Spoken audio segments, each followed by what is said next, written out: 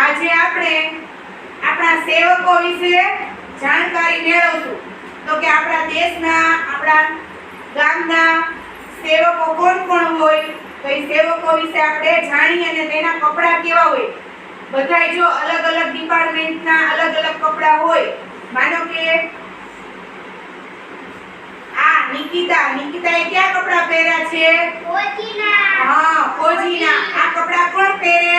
તો કે ફોજી. ફોજી શું કરે? તો કે સરહદ ઉપર, બોર્ડર ઉપર ઊભા રહી અને કોઈ આતંકવાદીઓ આપણા દેશ ઉપર હુમલો ન કરે એની શું કરે? ઈ આપણા દેશની રક્ષા કરે. એટલે 24 કલાક સુધી આ ફોજીઓ એની ફરજ ઉપર રહી, બોર્ડર ઉપર, સરહદ ઉપર સરસ મજાની નિષ્ઠાપૂર્વક કામગીરી કરતા હોય. આને શું કહેવાય? ફોજી. ફોજી પછી આ કોણ છે? કોણ છે?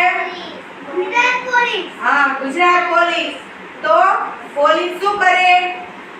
ક્યાંય ગુના બનતા હોય, ક્યાંય બળાત્કાર થયો હોય કે મોટા મોટા ગુના બનતા હોય, આપણી કોઈ છેડતી કરતા હોય, કોઈ પાડોશીઓ ઝઘડા કરતા હોય, આ કરતા આપણે 100 નંબરમાં ફોન કરીએ તો પોલીસ વાળા આવી અને શું કરે? આપણો કેસ દર્જે, પછી એના ઉપર કાર્યવાહી કરે. પોલીસ પણ આપણા દેશની રક્ષા કરે છે.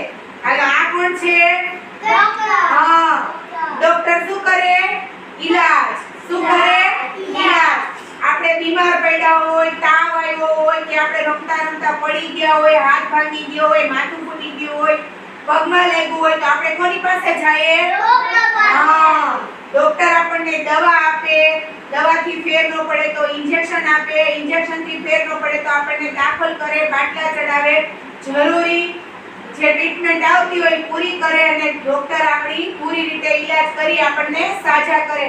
કોઈ ગંભીર મોટી બીમારી થઈ હોય આપણા પરિવારમાં કે નાના બાળકો કે મોટા, તો એમાં બધાની જરૂરિયાત માટે ડોક્ટર સિવાય કોઈ બીજું કોઈ કામ કરી શકે નહીં. એટલે બીમારી અવસ્થામાં આપણે ડોક્ટરની જરૂરિયાત પડે. હાલો, એના પછી આ કોણ છે? તો કે ફાયર ડિપાર્ટમેન્ટ. ફાયર વાળા શું કરે? આગ બુઝાવે. આગ બુઝાવે. ક્યાંય પણ મોટી મોટી આગ લાગી હોય એટલે આપણે આગવાળાને ફાયર સ્ટેશનમાં ફોન કરીએ એટલે ફાયર સ્ટેશન વાળા શું કરે?